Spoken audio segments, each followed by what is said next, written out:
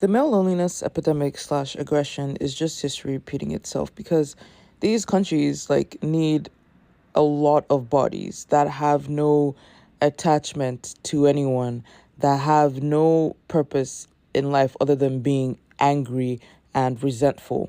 And then they're going to give them a gun and a uniform and put them on the field. And they're going to take out that hatred and resentment eventually on themselves when they can no longer take it out on women and kids to the degree that legality allows them to. And there are a lot of people who are going to be like, I'm not going to serve this country. No one's going to force me in the military. Girl, I promise you, the prisoners working at McDonald's do not want to work at McDonald's either. It's going to get to a point where the country's like, yeah, no, maybe we've trained them enough to be as aggressive and isolated as possible. This is the perfect time. And they're just going to round you guys up. School's already easy enough for men. They could literally be pushing for men to get more degrees. But they already have women covered for those jobs. They just need men for their bodies. I don't think there's a male loneliness epidemic. I just think we as a society have been conditioned to constantly think about societal issues, medical issues, literally just any problem worth solving from the lens of a man, from a male lens. Because there isn't anything men have actually done to change how they have been for the past 10 years, 15 years, 20, 30, 50, 100 years. What has changed in the last 100 years, 30 years, 10 years, 5 years is the need for a woman to be selfless, or rather the lack of the need for her to be selfless. Like what this comment is saying about women seeking education, work, and more money. There used to be a time when women were discouraged from seeking education.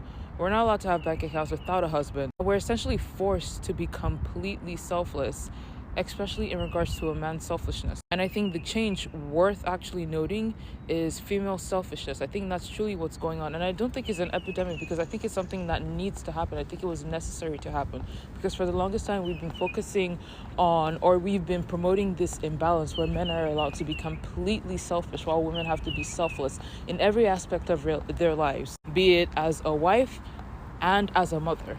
When in reality, a male doesn't have to have the same expectations as a husband or as a father.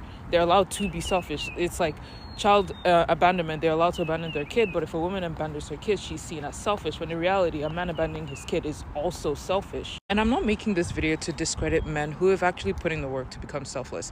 It's just the amount of men actually becoming selfless compared to the decade, century-long selfishness of men isn't really doing as much damage or change as needed to discourage women from seeking selfishness. And the only way to truly free ourselves from patriarchy is to start looking at problems from any other lens besides it doesn't even have to be matriarchy at this point. Just don't look at it from a patriarchal lens. We need to stop calling it a male loneliness epidemic. We need to stop addressing it as though the world is only made for male problems to be solved. In the United States, there is no cohort that has fallen further faster than young men. 4 times more likely to kill themselves, 3 times more likely to be addicted, 12 times more likely to be incarcerated. And because of the advantage that I received as a white heterosexual male and my father received, we have a lack of empathy for them. 1 out of 3 men under the age of 30 hasn't had sex in the last year. And we have the deepest resourced, most talented people in the world trying to give young men a false impression that they can have a reasonable facsimile of life on a screen and with an algorithm. They're not going out, they're not getting a plan, they don't have the confidence to approach strangers for mentorship, for friendship, they're not getting jobs. And I hear from mothers and I hear from women. You know who wants more economically and emotionally viable men? Women. Yeah. Women. Yeah. And unless we have more empathy, empathy is not a zero-sum game. Civil rights did not hurt white people. Gay marriage did not hurt heteronormative marriage. We have to look at the statistics and understand that our young men are failing. They are struggling. 4 times the suicide rate. 4 times. There are things we can do. This is a call out to all men. The single point of failure when a young boy comes off the tracks is when he loses a male role model. The ultimate expression of masculinity is for a man who is doing well. You don't have to be a baller just trying to live a virtuous life.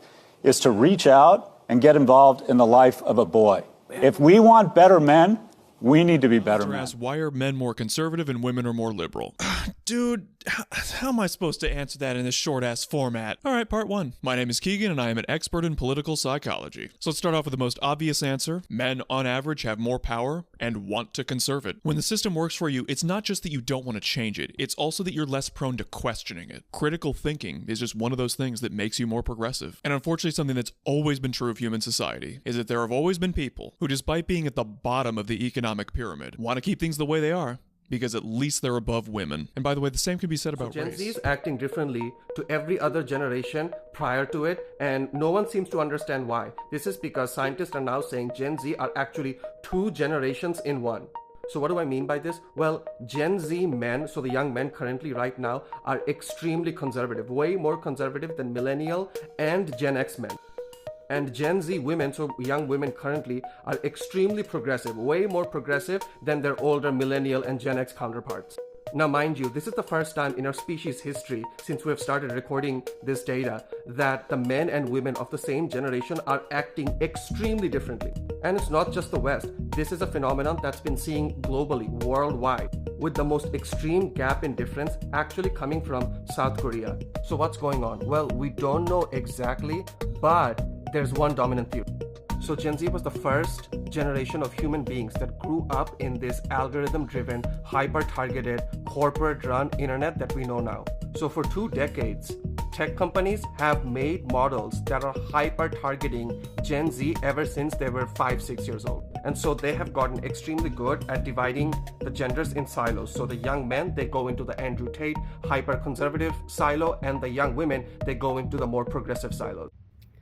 We're going to be given a lot of opportunities over the next few years to have to find ways to decenter men and decenter white supremacy to be able to survive the next 4+ years. It's bigger than just decentering men. It's about how white, cis, hetero, Christo-fascist, patriarchal, capitalistic society is weaponizing your love to harm you. We'll discuss, obviously, but you needed the intro. So I feel like a lot of y'all were getting at Alexia because you didn't understand her video, and also you was arguing the wrong point. So why you got personal? Weird. Well, calm down. It's just TikTok. So before beginning, let's define a couple of things. There's a difference between being alone and lonely, in the way that I'll be using it in this video. Being alone is being without romantic partnership. Being lonely is being without friends, it is being without community, it is being without purpose. And I am quoting Vivek Mukherjee, I think is his last name. He was the former Surgeon General. He has a book called Together. So Alexia was talking about women feeling alone. And y'all were talking about things that assuage loneliness. So y'all were having the same conversation. Now let me have the conversation I'm trying to have. So I said white, cis, hetero. Let's deal with those 3 first. Those are the things that you need to be in order to be human under the American Constitution. And I'll also add land owning to that because the Constitution literally said that, right? So if you were not a white man who owned property, you were not considered a human being deserving of rights. When y'all get in your sprinkle bag and you're like, oh, broke niggas don't deserve shit, you're quoting Thomas Jefferson. Just get his money and then leave. So under capitalism, people get boiled down just to their utility, right? So men just become a wallet and a sword, protector, provider, and women are just what? Birthing, so coochie, and cooking. So I said Christo-fascist. Christo-fascist is literally Christian fascism. Look up both those words. But the way I'm using it is this. In medieval Europe, again, where a lot of the fucked up shit came from, the hierarchy was God, and the king submits to God. Then the noblemen submit to the king, and then the serfs submit to the noblemen. Under the serfs have no agency. The noblemen can come and say, hey, I'm taking 50% of your wheat this season. Figure it out with your family of 8 or 15. And you have to be okay with that. So also, in the nuclear family, the hierarchy is the man submits to God, the wife submits to the man, and the children submit to them both.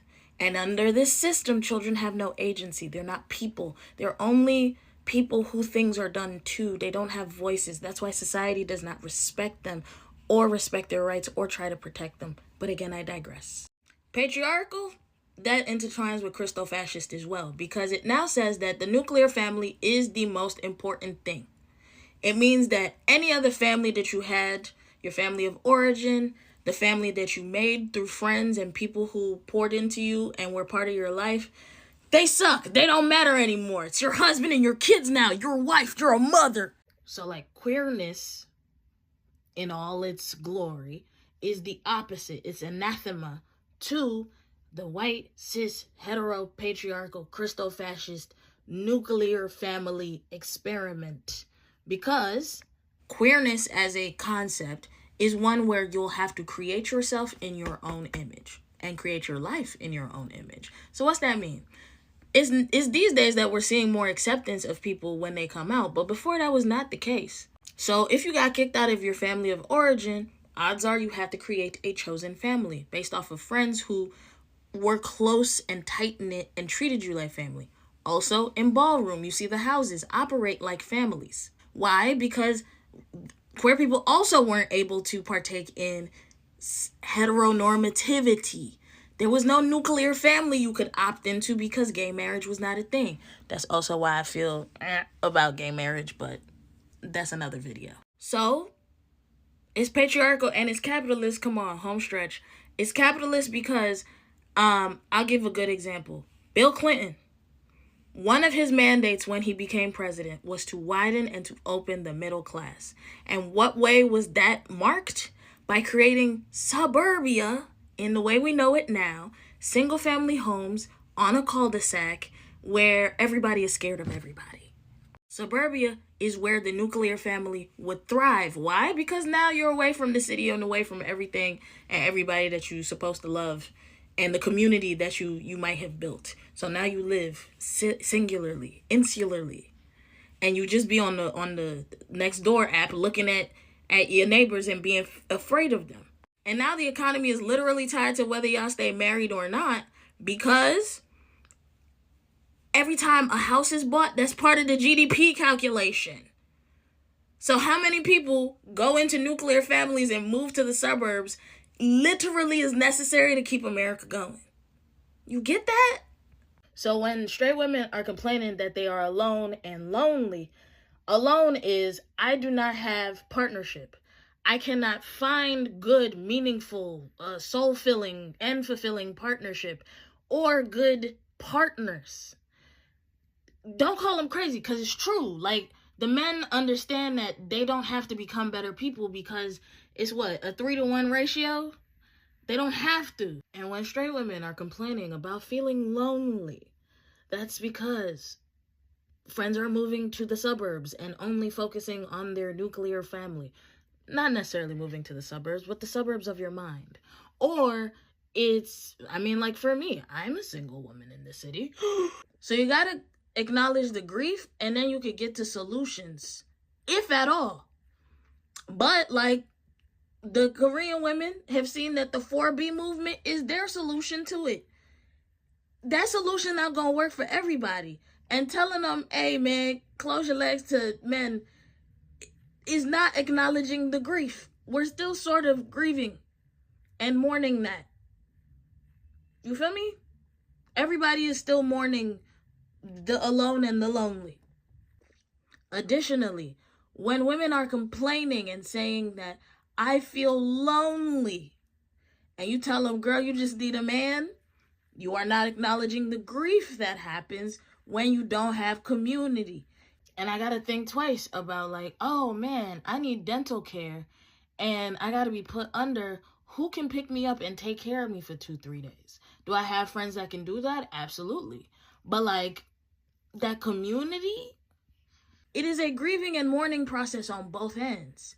It's caused by, say it with me, white, cis, Christo-fascist, heteropatriarchy, and capitalism. I wasn't going to say it right all the time. You got what I was saying. And it's not just straight people either.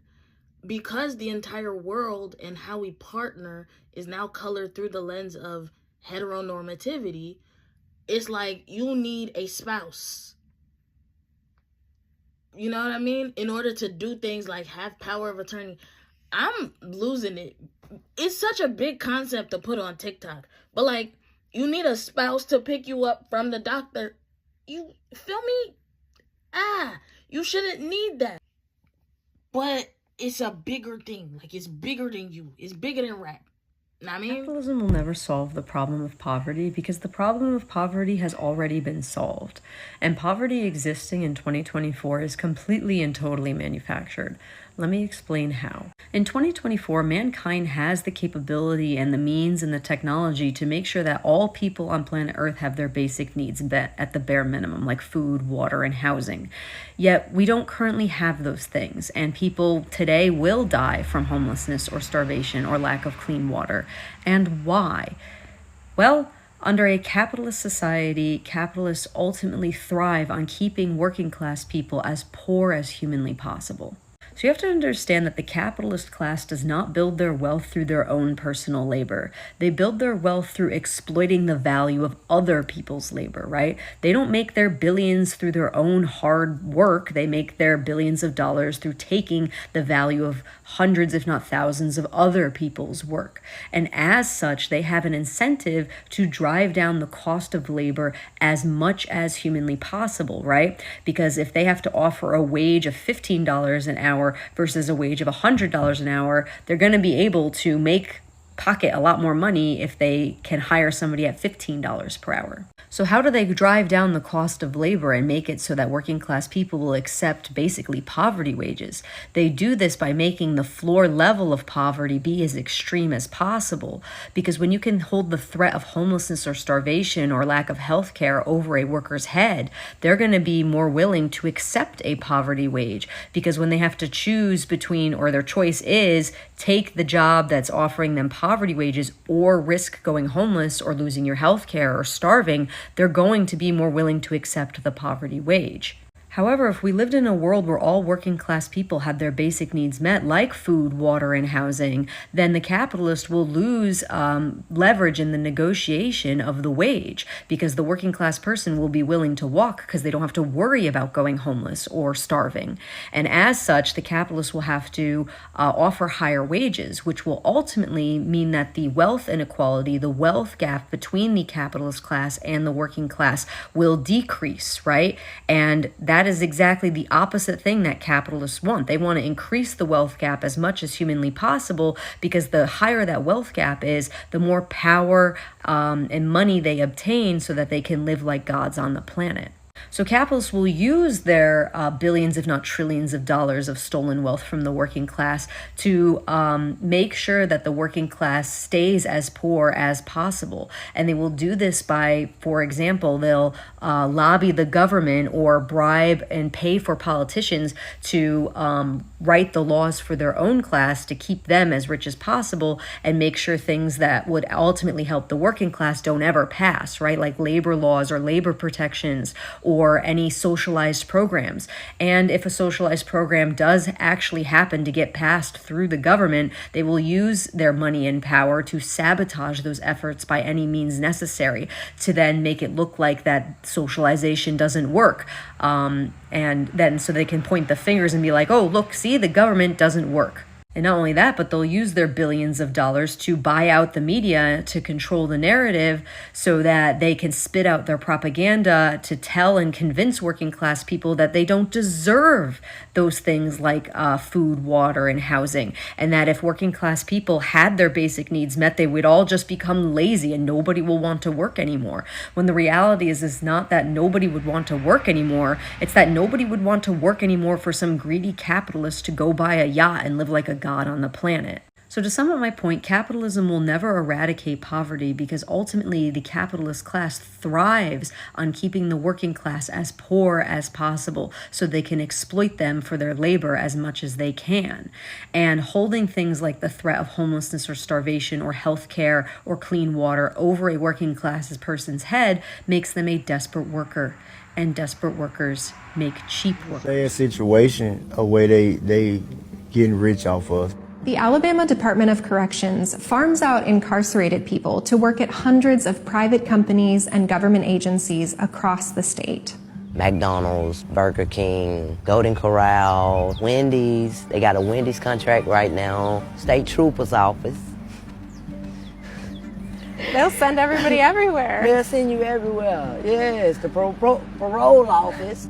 And even though ADOC trusts these incarcerated people to leave prison every day and work alongside the general public, many of them are still denied the chance at real freedom. I work for y'all, but when I come up for parole, you deny me. Why would you deny me? Because I got free. Because you're getting free service. They want me to come back in tomorrow. They want me to, because they money keep flowing. It's a sad situation of where they getting rich off us. The Alabama Department of Corrections farms out incarcerated people to work at hundreds of private companies and government agencies across the state. McDonald's, Burger King, Golden Corral, Wendy's. They got a Wendy's contract right now. State Trooper's office. They'll send everybody everywhere. They'll send you everywhere. Yes, the parole office. And even though ADOC trusts these incarcerated people to leave prison every day and work alongside the general public, many of them are still denied the chance at real freedom. I work for y'all, but when I come up for parole, you deny me. Why would you deny me? Because I got free. Because you're getting free service. They want me to come back in tomorrow. They want me to, because they money keep flowing. Maybe he could spend a night, but most of the time he need to be out doing something. So what are men good for in your world? Y'all really want me to answer that? No, I really want your answer, because, you know, we're going through this and I'm like... I don't want to bruise y'all ego, but the male was created to be a slave.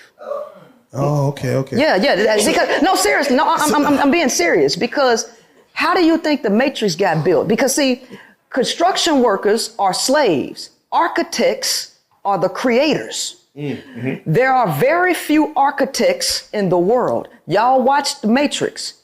There was an architect of the Matrix. We live in the Matrix. The architect, right, made slaves to build it. It created the plans, and it took bodies and built it.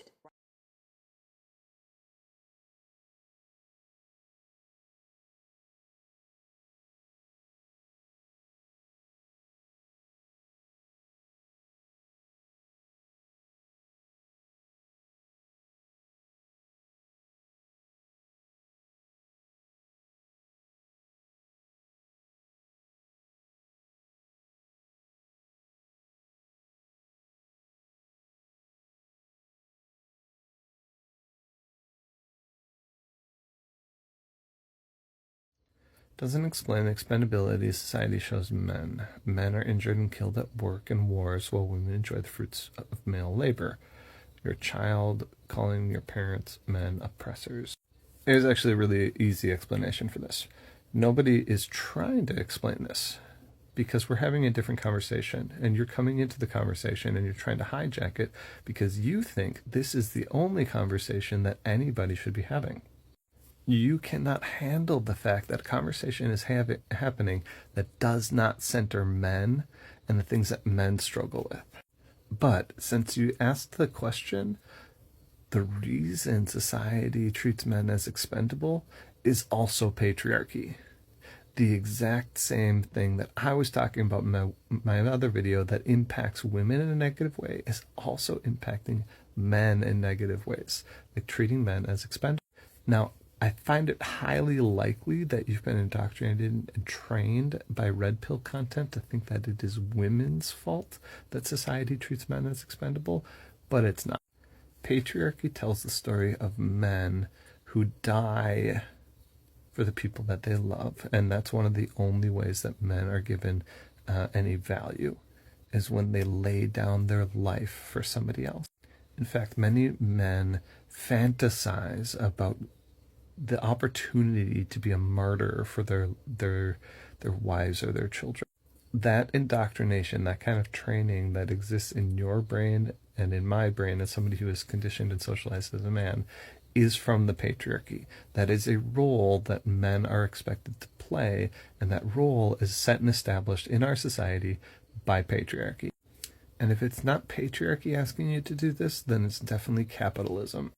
And if it's not capitalism asking you to do this, then it's definitely religion. All systems which are run by men are patriarchs. Men are absolutely the oppressor class. More specifically, patriarchs, the men who have been elevated to be like the rulers of their own little kingdom, they are even more accurately the oppressors, including the oppression of other men. Stop blaming women for systems and structures that patriarchs have put in place that also oppress men. Sexless young men, typically throughout history, throughout time, have been the group to worry about. So strongly associated with violence that we call it the young male syndrome in our field, that this has always been a huge problem. Now, throughout history, you had kind of cultural or social institutions to deal with your population of incels. So, for example, the monastery would be one for sure, give a high status position to kind of channel these extra guys into. You'd create Vikings out of them. The Vikings were likely incels, not the sexy kind of Netflix Vikings that you think from the TV shows. The Portuguese explorers, there's strong evidence that they were incels, basically, sent on purpose missions to kind of basically get away from causing trouble for everyone else. I mean, can you define them as incels when sexual violence was a part of that conquest? Right. So that's also a good point, that the motivation of acquiring mates has been a motivating factor for a lot of men to join terrorist groups. Even jihadi violence, it's the promise of brides in this life or the next. And when you talk to anthropologists who there's one, Napoleon Chagnon, and he did some research with the Yanomamo, who are an extremely violent hunter-gatherer society in Bolivia.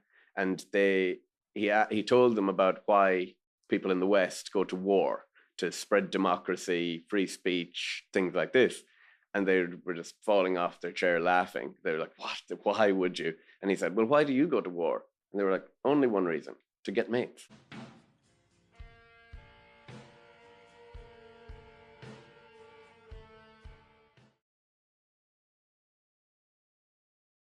Did you know that back in the 1960s, about 100,000 soldiers below mental or physical military standards were recruited? These men died at a disproportionate number compared to other soldiers, and they were nicknamed the moron corps. More specifically, those with a low IQ died at a rate of 300% more than the average. And for those who had survived their service, they had lower incomes and higher divorce rate compared to their non-veteran counterparts. During this time, these recruits were classified as a new standard men, or the moron corps. Many of these men were unable to speak English, had mental or physical impairments, and were slightly over or underweight. And many of these men were identified by a large red stamp on the first page of their enlistment contract. And in order to see how these soldiers performed, the human resource officer had to prepare a report on them every single month. In addition to this, they also included a control group to compare the results to. And during this time, the military recruited these soldiers to meet the escalating manpower demand in Vietnam. However, this project eventually concluded, showing that these men died at 3 times the rate of other Americans serving in Vietnam. In addition to this, the military found out that these men were better off not serving in the military at all. They had much better physical and mental outcomes staying at home instead. The Army's recruiting problem is a man problem. Since 2013, male enlistments have dropped 35%, going from 58,000 men enlisting in 2013 to 30,700 men in 2023, according to service data. Meanwhile, female recruitment has hovered around 10,000 recruits each year. The Army came up 10,000 soldiers short of its goal of bringing in 65,000 new active duty troops last year. In 2022, it missed the goal of 60,000 soldiers by 15,000. All those shortfalls were consistent with the decline in recruiting among men. This year, the service reduced its goal, seeking only 55,000 new recruits. Still didn't hit it. The demographic data traces the military's recruiting struggles with a decline spanning the leadership of presidents from both major parties, with vastly different public stances on military culture. Critics have argued that the problem is tied to changes in the military policy, including non-specific claims that the military has become woke. But experts describe broader issues, with men becoming less engaged in American society and less likely to enroll and graduate from college, more likely to die by suicide or drug overdose, and slowly disappearing from the general workforce. The sharp drop in the mid-2010s of men's participation in the workforce, education, and military service is part of what some experts are calling a crisis of masculinity. Now, there's arguments on all sides of this issue. Right now, experts cannot identify exactly why men are not joining the military. Regardless, a lot of people in my DMs have been asking, why do Korean men have to serve in the military? So let's talk about it. From age 18 to 28, if you are a healthy Korean man, you have to serve in the military for a little less than 2 years. The first reason, which is kind of obvious, is Korea is still at war. We're only a couple weeks into 2022, and North Korea fired its 4th missile test. And unlike countries like the United States, a lot of Koreans do not voluntarily join the military. So without conscription, it'll be impossible to have a large enough military in case something were to happen. There are times healthy Korean men can get an exemption from the military, like soccer player Son Heung-min, who won a gold medal for South Korea at the 2018 Asian Games. Just passed a defense bill that will automatically register young men between the ages of 18 to 26 for selective services. What does that mean for the American people? Life is once again a blood sport. All that going to college, paying Uncle Sam to work a desk job shit is dead. It's back to the battlefield, because if you 18 through 26 and the Senate passed this bill, because the House already passed it, you're going to have to kiss your mama and daddy goodbye at 18 and make your way to protecting this country once again. What if I refuse it? What if I don't want to go? Failure to register is a felony. Yeah, you're going to jail. And on top of that, you'll never get a student loan and you'll never get a grant. And it's active in 31 states. So if you're thinking about bucking the system, you could cut it out, because only 14 people in history, because this shit came out in 1917. I know I'm giving y'all a history lesson, but keep up.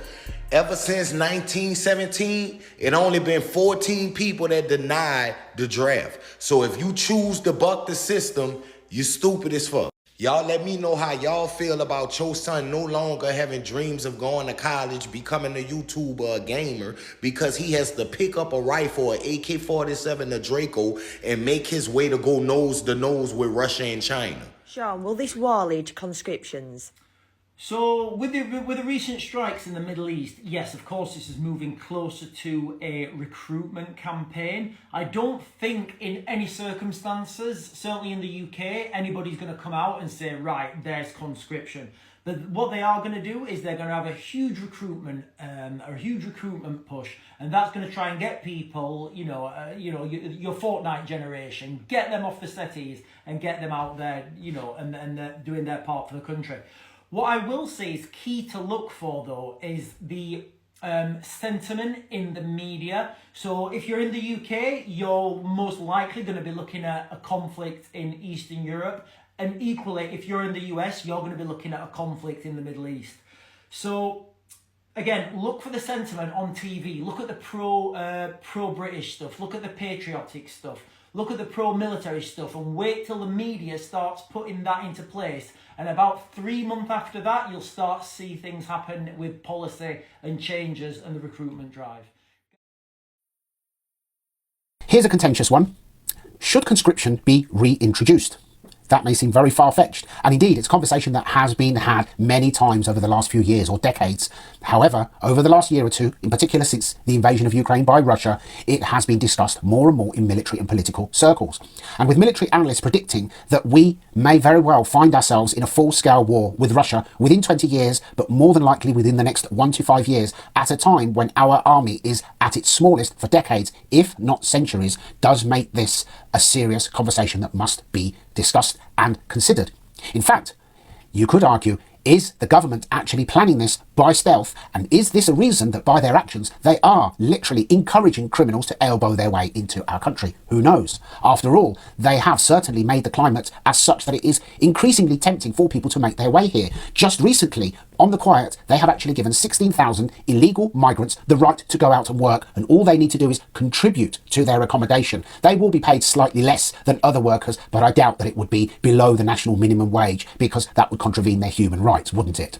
And on that note, if this is going to happen, then we would need to leave the ECHR, because we can't have people abstaining and objecting to serve their country because they have issues with pronouns, they identify as a cat, they suffer from gender dysphoria, or because they are religious bigots. Male or female, any faith, no matter how they identify, drafting people into the army, a secular army, with no excuses and no enforcement of any faith whatsoever, a purely secular British conscription service may be just what our country needs.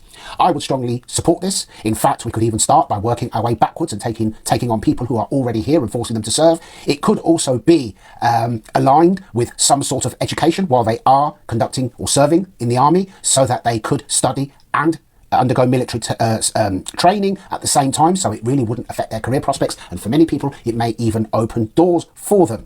I'd love to know your thoughts, and I'm sure many of you are screaming at the screen just as I'm saying this, but I think it would probably be the best thing that could ever happen for our country, and we could then change things. Imagine, rather than us cringing and fuming when boats arrive, the attitude could be welcome. Take a walk over there, pick up your kit, polish your boots, and do as you're told.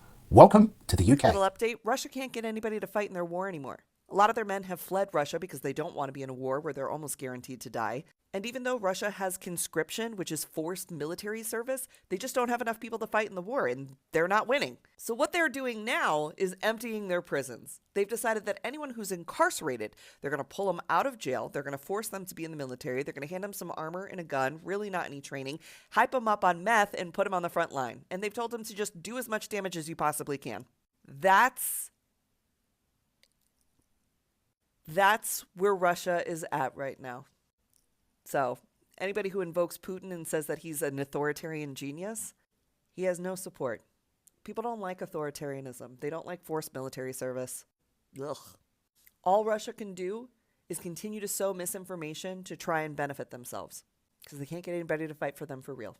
Putin's a loser. He loses. Man, you are one pathetic loser.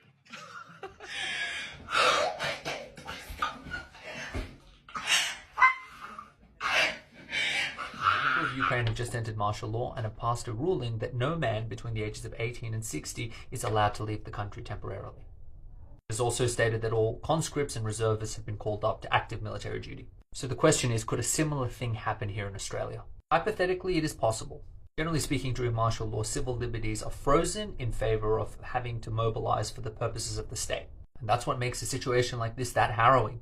Imagine you were just doing your thing a week ago, like a tradesperson or a professional, and then all of a sudden there's a foreign power and you are asked to defend your country. It's a terrifying situation, and that conflict deserves everyone to pay attention and do what we can to help. We're gonna do it anyway. We're gonna do it anyway. We're gonna do it anyway. We're gonna do it anyway. It's also struggling to fill its military ranks with fresh recruits as an increasing number of Ukrainian men try to flee abroad, often risking their lives on the way.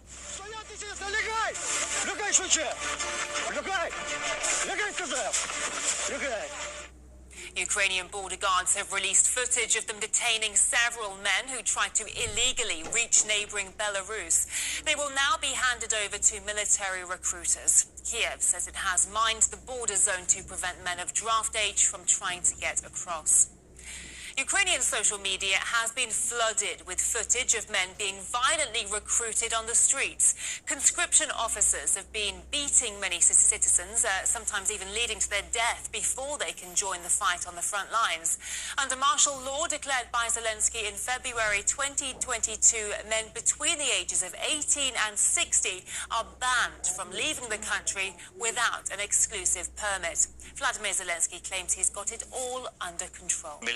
The mobilization is going according to the plan and the calculations of the Commander General and the General Staff of the Ukrainian Armed Forces. Well, resonating with Zelensky, one of his top Western cheerleaders, former UK leader Boris Johnson, says there's plenty more cannon fodder in Ukraine. The Ukrainian army, the veterans that I've seen are people who are quite well struck in years and mature guys. And they haven't yet called up a lot of their younger people, and we should give them the attackums now. Well, joining us from Lugansk now is Janusz Podkolin, Finnish journalist and chief editor of the Lety media outlet. Many thanks for joining us on the programme. Nice to see you today.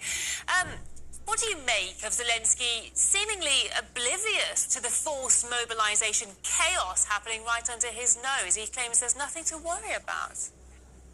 There is a lot of worry about the whole nation has lost a generation, soon 2 generations of the man's and the male population, and the numbers are just terrible. We a long time ago talked about 500,000 casualties, and it was a long time ago. This discussion has actually ended, but the numbers are growing daily in thousands. The Boris Johnson's activities all points out that the big cycle is going to end now, and the 3 years of war and the 3 years of negotiating the European peace agreements were launched in 2021, and now we are in just a horrible situation where the Ukrainian people has paid the highest price. And at what point do you think Kiev's forced mobilization, as horrific as it is, will begin to massively backfire and create more problems than Zelensky ever bargained for? I think it's already doing it. The economy is ruined. There is actually a bankruptcy. The Ukraine is in bankruptcy. Without the Rothschild banking dynasty fixing their loan systems, that the country would be failed state, and there will be no salaries to anybody without and that is a fact. The economy is ruined, the country is ruined, the population is dying, the numbers have fallen. The number of the population has decreased to half what it was in the Soviet times. So and it has just accelerated after 2014 coup. So I think that we are witnessing a serious catastrophe, but it's not just admitted. It's not discussed. It's not in the news. The reality is what's going on. The Ukrainian government is hiding it, and the Western media is not willing to talk about it. We talk about it here in Archie. We admit that there is a catastrophe, but the Western population doesn't want to admit that. And then we have people like Boris Johnson making statements saying that Ukraine still has plenty of young men left to recruit. What do you make of his statement there? Oh, he's making himself the main guilty one. There is a responsibility for the war in Ukraine. Of course, Boris Yeltsin is just a puppet of the deep state of the London and Washington and other Western capitals, but he had a responsibility by his prime ministership, and he talking about feeding more and more cannon fodder to this terrible, horrible war. It just underlines his role, which was in the geopolitical field since the November 2021 to the spring 2022, when the decisions were done that this cannon fodder fight to the last Ukrainian strategy was applied. So I think that we are looking like monster people. They are not from our world. It's difficult for people with sense to understand the brutality of people like Boris Johnson, who is serving these deep state criminals. Thanks for speaking to us today. It's always good to get your take on things. In Lugansk, that was Janusz Putkonin, Finnish journalist and chief editor of the MV Lety media outlet. Thank you. Thank you. This is actually really easy. You see, America made a deal with the Ukrainians. It was called the Budapest Memorandum. And what it meant was that they gave up their nuclear bombs and we would protect them if Russia invaded them. That was the whole deal. Because if they wouldn't have given up their nuclear weapons, then Russia would not have invaded them because they would have had nuclear weapons that could reach Moscow. So we got them to give up their nuclear weapons because we don't like other countries having nuclear weapons. And part of that deal was that we would defend Ukraine if Russia invaded them. Now, I know all you Republicans don't care about keeping your word, and you are all for voting for people who break their word to God even. That's why you'd vote for so many divorced people. But personally, I think our country should keep our word. Like when our country makes a deal with someone, we should keep that deal so that other countries will make deals with us. Why this is so complicated for people on the right to understand is beyond me. Why are you guys so, like, hell-bent on helping Vladimir Putin? Because I hate to tell you, if Vladimir Putin takes Ukraine, he's not done there. He's going to keep going until he gets the USSR back, which means he's going to invade a bunch of NATO countries, which means we would have to send our troops to go to war. Now, I know you guys want to pull out of NATO too, because again, you have no honor. Скажу, куда ты. Не трогайте. Я сам сяду. Що таке? Чого ти мене тягнеш? А чого ти мене тягнеш? Диви. Що ти мене тягнеш? А чого ти мене тягнеш? Ти чого ти мене тягнеш? Що, вам скучно? Ні, не скучно. Ми робимо... Що ви робите? Відходи! Мене незаконно затримують! Затримання потрібно складати! Люди, допоможіть хоч хтось! Де проводяться такі перевірки, не визначено. Для цього ТЦК та СП звертають. Добре. Ми робимо свою роботу. Дорогу знімайте. Чоловік в алкогольному оп'янінні. Щасливі дуже! Відпустіть його! Позбавити волі! Спокійно. Я вам скажу, куди ти. Не трогайте!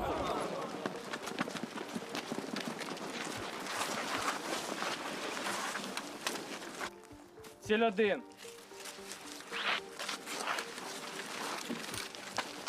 Це вашого чоловіка забрали, так? А в нього були не оновлені дані чи що? Так, не було. Стріляй. Ви стріляєте по команді вогонь. Зберігайте стійку, вперед наклонися, не назад.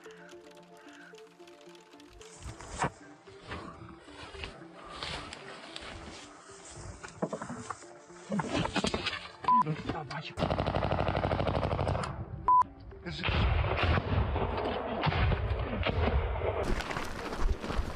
Да бігом, дід, барахло своє тянеш, жить хочеш, давай бігом.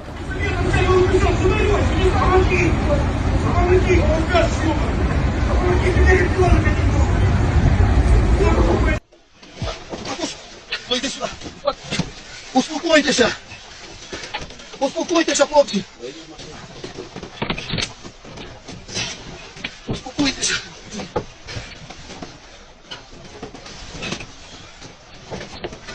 Успокойтеся, я вам ніч не робив. Вийди з автомобіля. Що ви робите? Що ви робите? Хлопці, поможіть. Вийди з машини. Хлопці, поможіть, будьте добрі. Вийди з автомобіля. Хлопці, поможіть, будьте добрі. Вийди з машини. Хлопці, поможіть, будьте добрі. Хлопці, поможіть. Хлопці, будьте добрі, я покажу. Показуй документи. Документи показуй. Хлопці, будьте добрі, я покажу. Показуй документи. Поможіть. Показуй документи, кажу. Хлопці. Ви показали. Будьте добрі.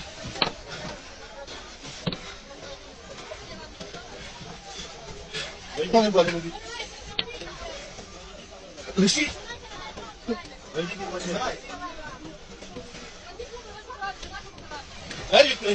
Я відкрив зараз.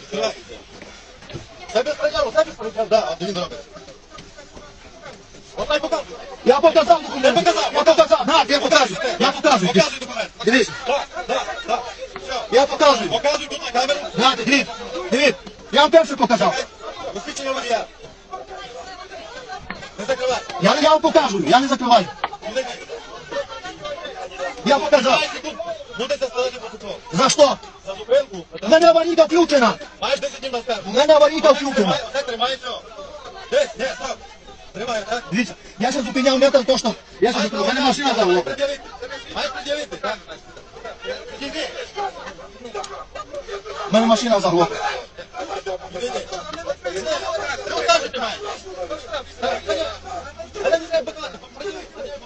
Да, что машину, я вам предъявил. Да, что машину вытягивать. Что вы делаете?